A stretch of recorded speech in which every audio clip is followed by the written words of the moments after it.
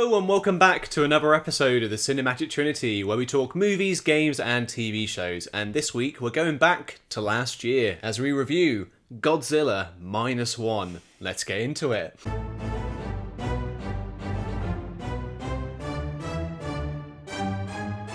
So we're going back to December last year, so we are a little bit late to the party on this one, but we're hoping because it's not, the big blockbuster of the year, summer blockbuster, because it's not the American Godzilla films, it's not the, Godzilla versus Kong and the ones with Millie Bobby Brown and stuff like that. Like, it's not those Godzillas, this is the Japanese Godzilla.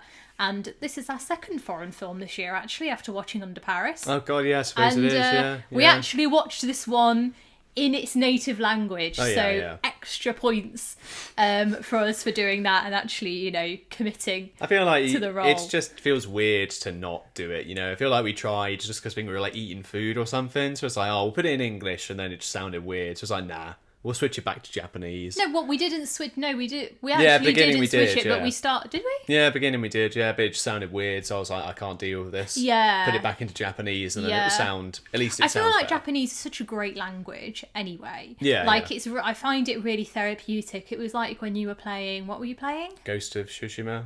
Yeah, was it? Or even Sekiro Japanese? Yeah, as well? it's yeah. They'd be talking in the background, as part of their cutscenes or whatever, and I found it like really soothing, really relaxing. Yeah. So it was nice to listen to it as it was intended to be. Yeah. But anyway, off on a slight tangent there. So this Godzilla Minus One is based just after World War II, but it kind of does go over a few years as well. It's like 3 or 4 years afterwards. Yeah, 3 or 4 years, and then it kind of cuts to different times. So over the space of a couple of years. But this was quite a good film. I actually really enjoyed this. What did you think of it? Yeah, so I think tail end of last year, quite a lot of people were talking about it, like saying, "Oh, this film's almost come out of nowhere." And, absolutely, there was a lot of positive praise for this. Yeah, and we kind of said for a while, "Oh, we should try and go and see it. Oh, we should try and do it. We should try and watch it." But well, it wasn't in any cinemas near us, so that was the problem. And I think it only came into cinemas beginning of this year, but then by that point, I think we were just busy, or we just didn't have the motivation to go see it. But now it's on Netflix, and that's what we've seen on, which I think is we are what's wrong with the world by waiting until it's on Netflix. I think it was a good move by Netflix for doing this, because again, it is like an obscure, it is like a Japanese movie, it's not like a blockbuster, so it's good for them to take this. Oh, people seem to like this film. Yeah, that's here it true. Is, Yeah, let's actually get people watching. Yeah, because obviously we missed out on it. I wanted to go see it last year, didn't, and now I've seen it. So that's good. At least we've seen it. And very, very good film. Really, really enjoyed this one. So it's a positive review all round. There's not really any nitpicks, I think. For this one. There's not many nitpicks. And what I didn't realise, it's also an Oscar winner as well. So what was it? Best visuals? Yeah, visual effects. What Oscar? Do you agree with that diagnosis? Yeah. I mean, there's a whole thing. I was trying to read up on this yesterday because I know at the time, when it won, I think people were saying, "See, this is what happens when you don't spend $300 million on a movie." Because I think people were saying, I think they were saying the budget for this was less than 100 million. So it's come on, look what you can do. But I think it's actually in dispute how much the budget was, because they didn't want to. They kind of don't want to admit it to then set a benchmark. Just be like, "Oh, we made our film for $15 million. See, you can do it for this." They don't want to set that precedent almost, because it's not. It could have looked crap on whatever budget it's on, because it's not a blockbuster in some ways, but it's still an epic movie. I feel like what they did with the budget was really good. Yeah, I mean, the main thing that you're there for is Godzilla himself for itself, and that is very, very good. The actual Godzilla, and it's the first time I've ever seen him walking so slowly as well. He literally walks like he's giant, and he's taking these big steps, but he's got these little arms. And I also never realised, because it's funny, I saw on Instagram or whatever a picture, and it was Godzilla in the water, and it's his body, and then he's got really, really long legs that go to the bottom of the ocean. But there's one scene in this where he's floating in the water, and I thought, how interesting. I didn't realise all this time that he could float. And have so much of his body outside the water. I wonder what kind of, scientific phenomenon I don't know. that involves. How interesting. Yeah, some hardcore Godzilla I'll lore. have to go on the Wikizilla, that I've just been on looking for some facts about Godzilla. Didn't get that far. That's a good source of information, really. I love like fandom based like Wikipedia pages are always the best. Like even if there's a video game that's come out, I'll go to Resident Evil wiki. Every single thing has a wiki, does it? Not just like Wikipedia, but like the fan pages, and there's somebody out there who's a massive fan of everything. Every bit of media that's been created. There's somebody that like really, which is really good, loves which is it, really which is I nice. always like to see it. We love to see it. I was going to say because like in terms of our experience with like Godzilla, me and you, because we're like a Western audience, all me and you've seen is like the new Monsterverse trilogy, like whatever they're calling it. Whereas the Monsterverse. King Kong, Godzilla, like those films. Yeah. Which I liked. Have the you seen many of 2014. Have I seen many of these films, or have I seen many of the Monsterverse, the films that we're talking about? Yeah, so I saw Godzilla 2014. I think I've probably seen nearly all of them actually. I saw Godzilla 2014, Kong Skull Island. Kong Skull Island is the one that I like. That's with Tom Hiddleston. Yeah. I really like. I thought it was Godzilla versus Kong, but that's not. We saw that one. It was all right. Did we see that one? That's the one with the robot Godzilla at the end. Oh, did we watch that one? Did we see we saw that it in the cinema. Yeah. We tried watching. They all kind of merge into one. They do. Yeah, because we tried watching King of the Monsters, which was the sequel to Godzilla. King Kong wasn't in it yet. But I think we both fell asleep because it was quite boring. We did, because that's where it's got the three-headed monster. Yeah. Can't remember. King and Ghidorah. Mothra. And Mothra, yeah. Yes. Yeah. Apparently that's... no, I'm lying. I was about to say that's Godzilla's girlfriend. It might be. You never know. He's got a girlfriend. It might be because obviously the Japanese films, they've been going on since like 1954. So like that's been well established. I've not seen any of the Japanese ones. There's been like a few that caught my eye because I think when we were watching this one, I said there was one called Shin Godzilla, which is like where over the course of the film he's like continuously like evolving and stuff like that. I saw like a bunch of clips for it and I was like, that looks really cool. Yeah. Didn't watch it though.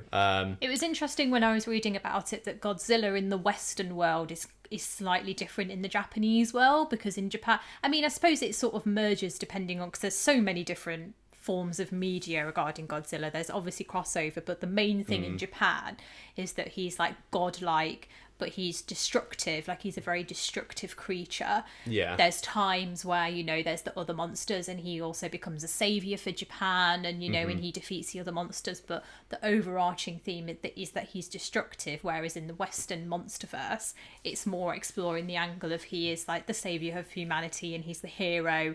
Yeah. And blah, blah, blah, blah, blah. And I think that is like really interesting that you can see. And this is definitely the Japanese style of he is destructive. He's the villain, isn't he? And he is the villain, which is really weird to watch it after having seen the other Godzilla films where you kind of thinking, oh, I love Godzilla, we don't want him to die. I don't want Godzilla to die, because I like Godzilla as the monster, and he's coming to save the day, and he's fighting the other monsters, and that's great. So it was weird to it be in a different universe and be like, oh no, I'm supposed to like hate this Godzilla, I can get that. And he's the enemy. I found it really weird. Not that I'm like, the biggest like Godzilla fan and I've seen everything, but it's interesting. It makes sense to view it that way, because I feel like, I think when we watched Godzilla vs. Kong the first time they did it, that was like they'd be fighting in like a city and stuff, and it's kind of like they are literally leveling like a city right now. Like they're probably, it's like Man of Steel, like they're literally destroying a city. They're probably killing like loads of people. So it's a bit like, you're engaged in like the monsters fighting each other and beating each other up, and then you kind of in the back of your mind there is that. How many people have died? Yeah, exactly. Like that thought, like this is kind of taking me out of it a little bit. Yeah. This one, full on like villain. I feel like all the Japanese films are, as you say, like it's kind of either he comes to fight monsters or it's just the story of like the Japanese government trying to get rid of him. Which this is very much the case. And it's very like realistic. Like I know that obviously it's not realistic because there's a giant sea monster. Well, they treat it like it's real though. Every time I felt like that is what would really happen if it was real life. It was just every time they were saying, there's this big dinosaur creature, and I saw this and it killed loads of people. They're like, I'll take your word for that. There's never any, you're crazy, but they're like, no, that's Godzilla then. That's the guy. Well, he's this legend, isn't he? Amongst the folk. of Japan. So yeah, Minus One follows a kamikaze pilot. I'm not going to say his name because I'm going to butcher it.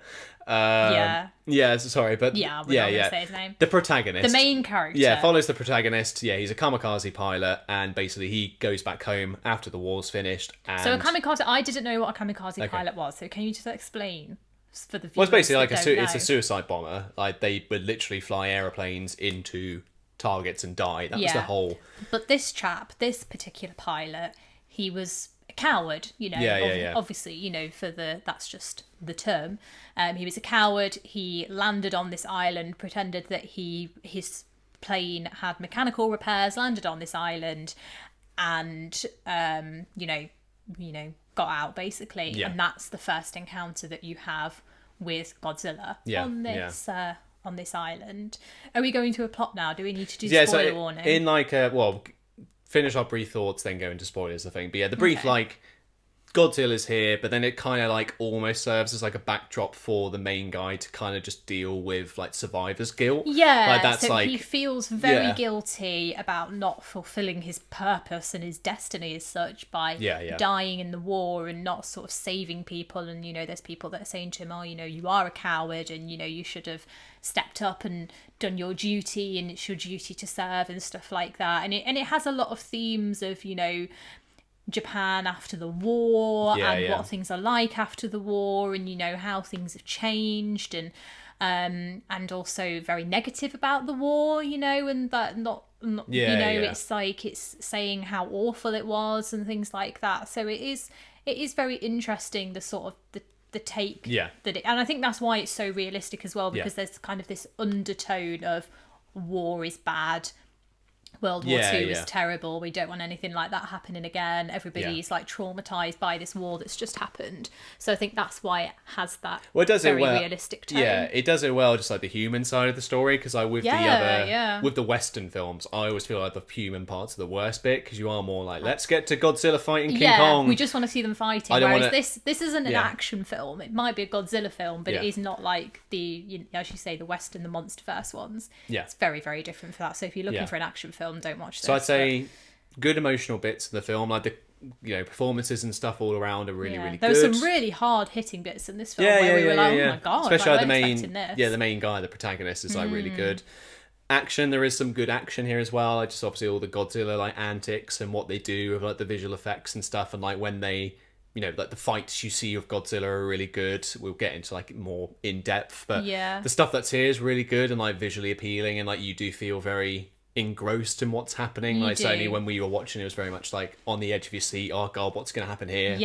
Kind of thing. It feels like he feels like a very real threat. As well. In the other films that we've seen of Godzilla, it's kind of just oh, he's here, he's going to fight something, but it's probably all going to be all right, because that's what these films are like. Whereas this, I was genuinely this could go either way. I actually don't know what's going to happen here. So that makes it a lot nicer to watch.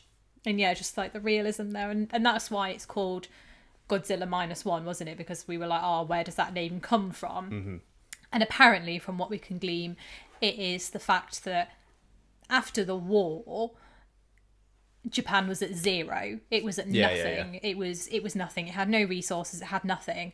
And then Godzilla comes along. It's already at zero, so that pushes it to -1. So it takes Japan down another peg, so they thought it couldn't get any worse, and then Godzilla comes along. So that's sort of apparently what we can gather, isn't it? Which is interesting. It's a good way to name it. So I feel could either have been they could have just called it Godzilla and just left it at that. Godzilla King of the Monsters or whatever. Or you could think it was Godzilla in a frost environment, because minus. You could be -20 Godzilla, Shut up. He's in the Ice Age.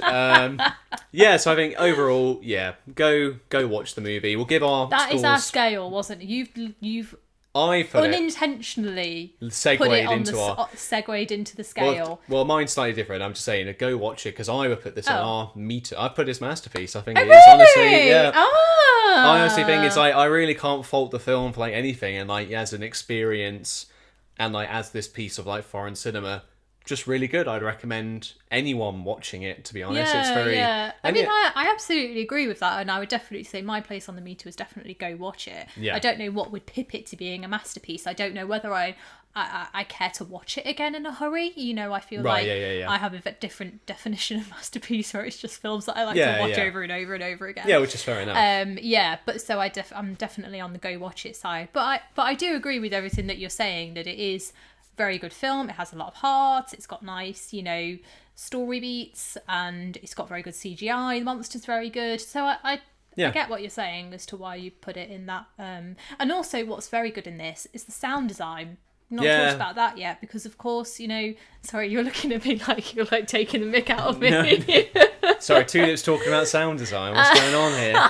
I'm shocked. Well, I like stuff. Yeah. What do you mean you're shocked? I do like stuff like that. Yeah, especially, I wish we'd have seen it in the cinema actually to get full experience. Yeah. But just like obviously, he does a lot of roaring, and a lot of boom, stepping, and walking around, and as I say, he's all like this. So I liked all of that. I wish.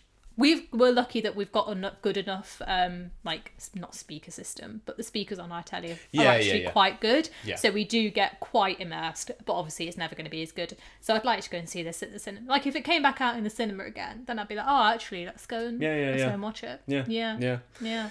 Well, that segues into our next point as well, because we maybe might as well do it in the non-spoiler section, is Godzilla's music, his theme tune, which we were... I didn't even know what his theme music was. No, I completely forgot. I mean, maybe I did know throughout my life, but I didn't really when I started hearing it, I was, because this is what we talked about, like I was expecting it to go to burr, burr, burr. Well, let me just, for context, and this is courtesy of our Skyglass television, this is Godzilla's theme.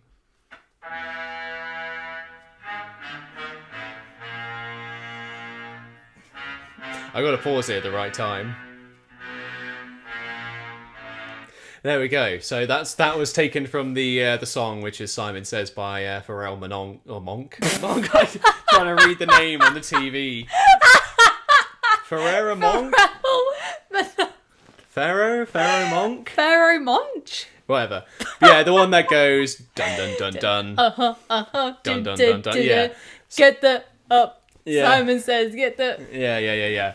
So it's, so it's a sample. It's a sample. That's a great song. Yeah. But every time it started playing, I was just expecting it to go to the dun dun dun dun, because that's just the best part of that song. So like Godzilla's actual theme when he like comes to the city for the first time is really good. And then there's like some good other bits, like when it gets like the action scenes, or like when all the boats are together and stuff. Like there's some really good like uplifting music. I think I can't remember what they called it in the subtitles because we were watching the dub. I think it was what was it called? I should have written it down. Was it like resolute music? Yeah. So there we go. So I think on all fronts here, soundtrack, visuals, performances, story, everything comes together to make a really, really good creature feature Godzilla movie. Creature feature, gosh, what a term. What a term. Yeah. I was going to say like alliteration or like rhyme or something. Yeah, but no, I don't know what the the English term is for that, but whatever. Let's get into the spoilers. Spoilers ahead. So we're not going to go beat by beat, but there's some like cool segments. Like for instance, when they first meet Godzilla, because there's a few different times Godzilla pops up, but when he first appears is when the Kamikaze pilot lands on this island, goes to the engineers, something's wrong on my plane, and they're like, don't think there is. But then suddenly this big creature shows up and everyone's like running around, they're trying to fire guns, they're in trenches, they're like, what the hell is this Pandemonium. thing? Yep. And then it's this is where it's like the start of his survivor's guilt begins, because they're like, hop on your gun and shoot Godzilla. He goes on his gun and then he hesitates, so that he doesn't do it. So then basically all the engineers end up getting killed by Godzilla, apart from one guy, who then blames the protagonist for letting this happen. Yeah. Protagonist goes back home. Obviously his village has been destroyed as well because of the air raids and the war. Yeah, because of the war, not because of Godzilla. Yeah, he meets his like partner, love interest, I guess you could say, or like I don't know what you'd call it, but he meets this woman who's got a baby. The baby's not hers, so basically they kind of start. It's all just like a coincidence. Yes. So she's running away from, I'm assuming, the authorities, hands this baby to him, and then they end up coming back together, and she's like, "Oh, just let me come with you. Let me come with you," and he's like, "No, go away."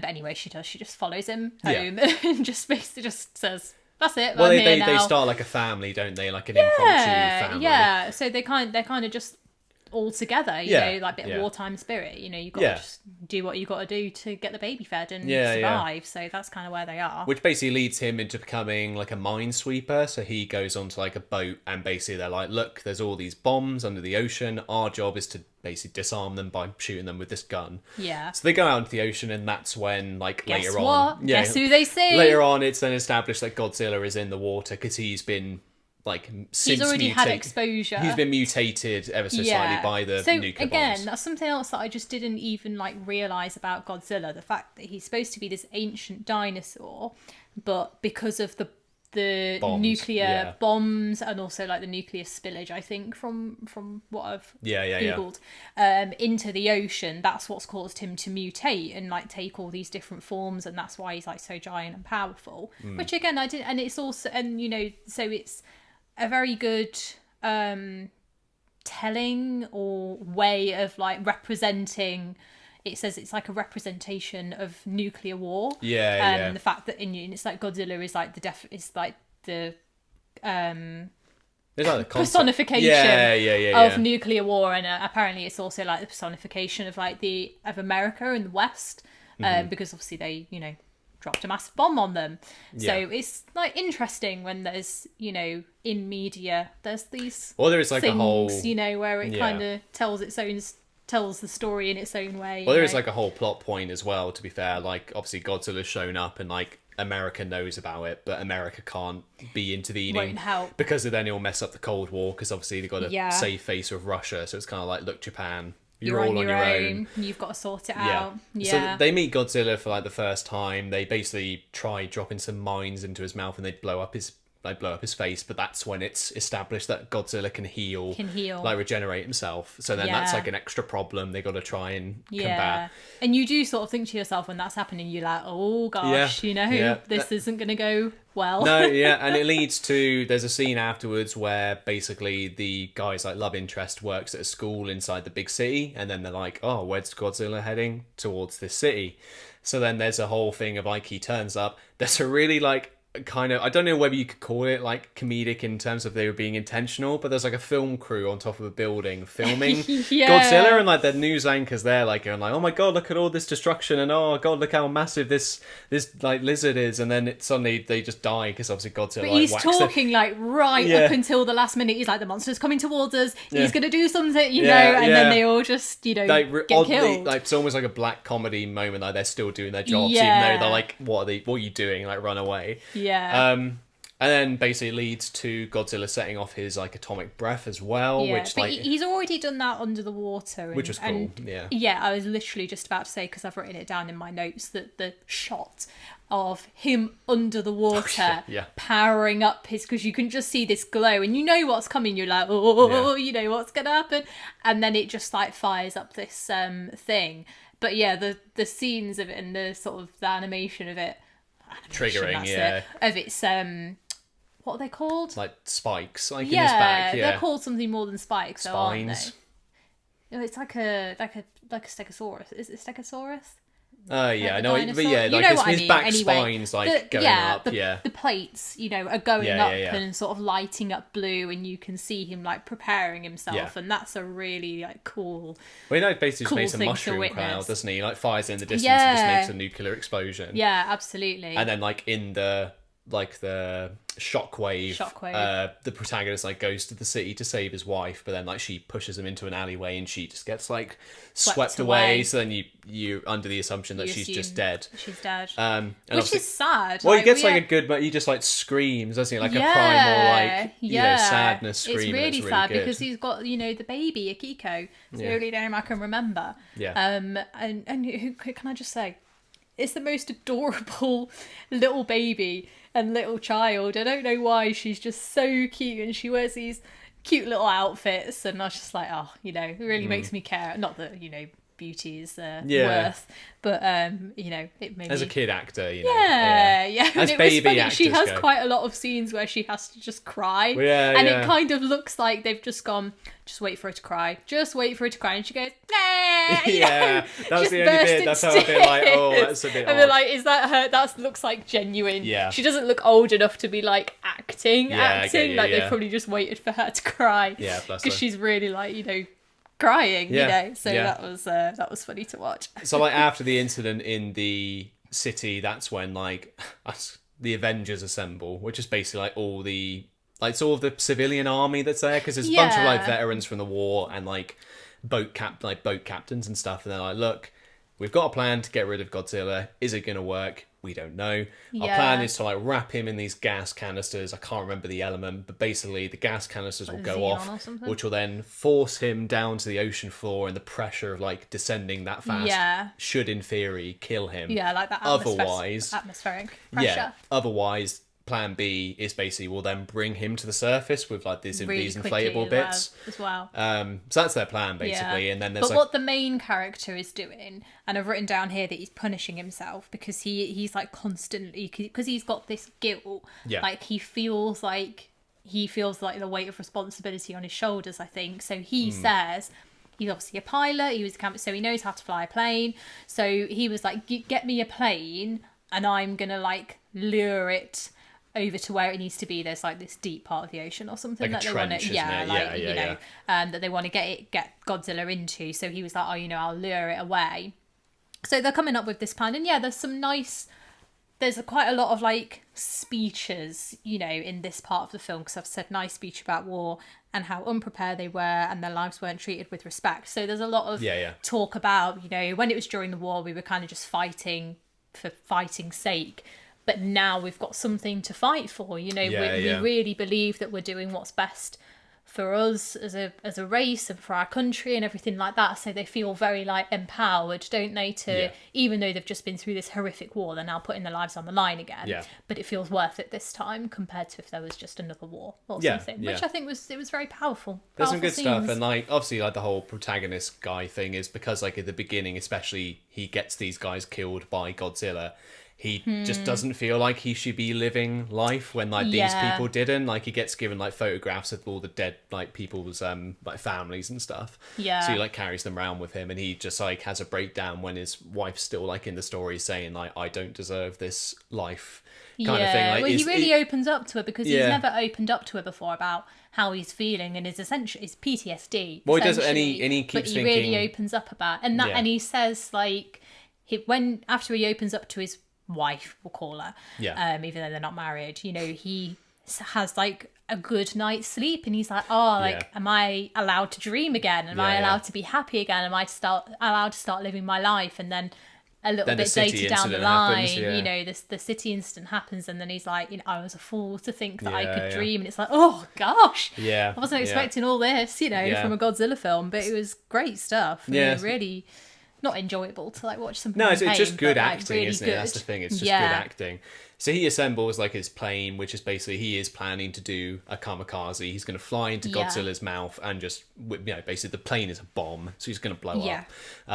So he brings on the engineer who survived the incident with him at the beginning of the film, and obviously there's some tensions between the two because the main guy got his, you know, group killed and stuff. So they kind of reconcile though, which is good to see, because I think he kind of probably realizes like, look, you're kind of beating yourself up. Like, you need to live now. Like, you don't need to die to make things right. Yeah, because they're all friends, aren't they? You know, like, it's not just a group of people that so happen to be together. Like, all the men that were on the original boat that he started working for, like, they're all friends now, and they're all saying to him, like, you have to survive for Akiko. Like, you have to survive for the child. And they're all, but because they know deep down that he's probably gonna, you know, just kill himself for the cause, because he feels that that's what he needs to do.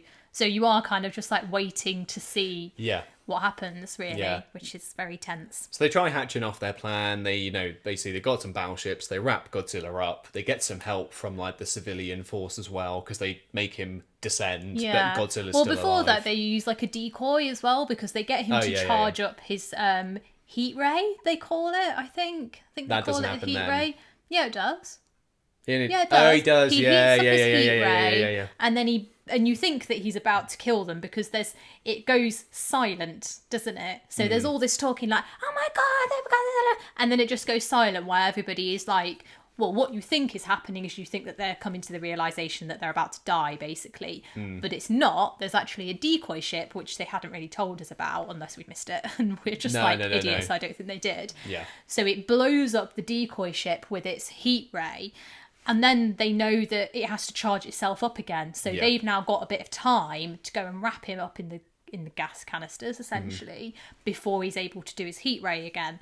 And it half works because they make him descend, but then he wriggle, like he can tell he's wriggling out, like as the cables start moving. So like, oh no, he's still alive. Do plan B.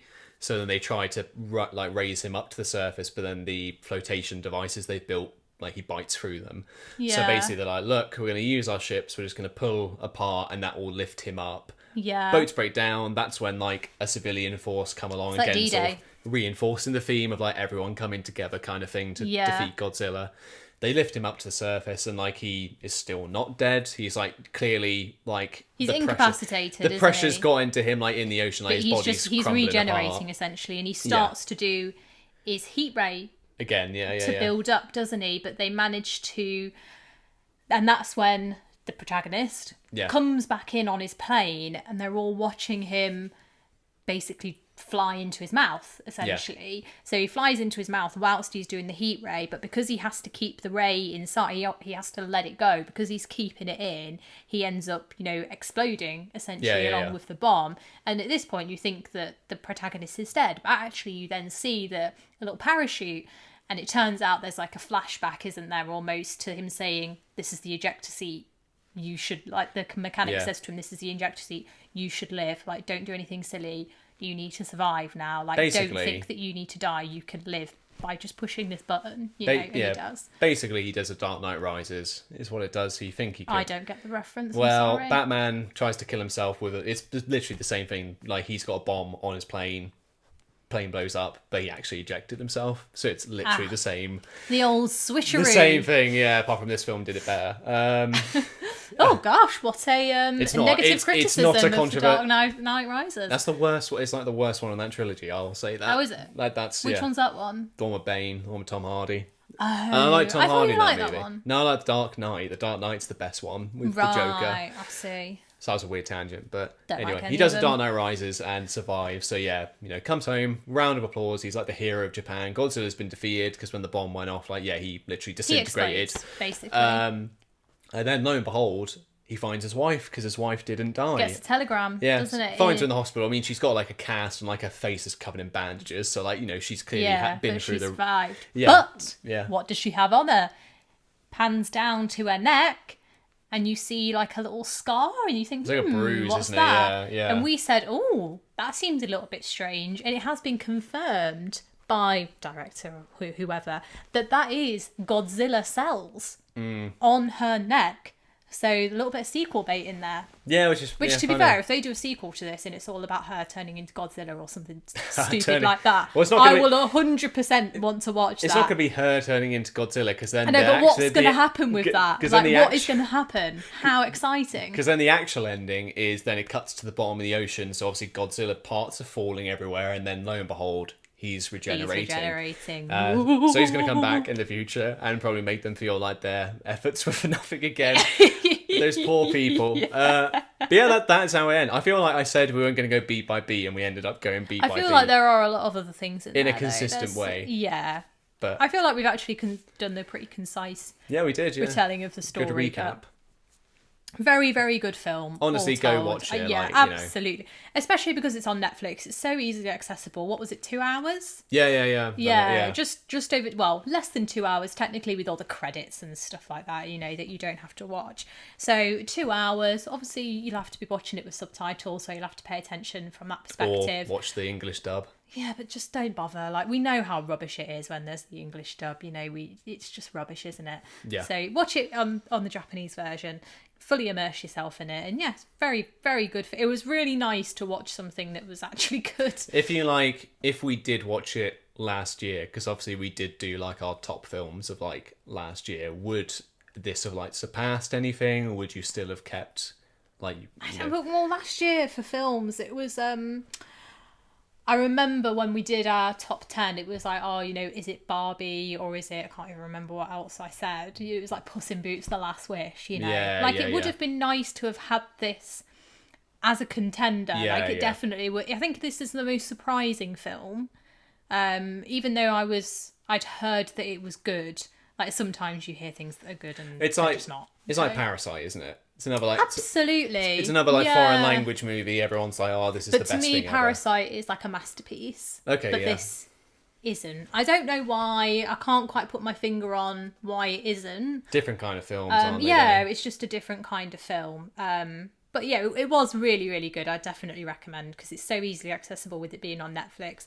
Definitely go and watch it, I think. Yeah, 100%. Absolutely, yeah. Yeah, that was us for this week. Kieran's not here because he is gallivanting across the world again. He's in Spain. I hate him. I'm jealous. I know, that man really gets around. I need to sort my passport out. Maybe make the effort. Maybe you'll see him in the next episode. Maybe he would have moved to Helsinki. I don't know.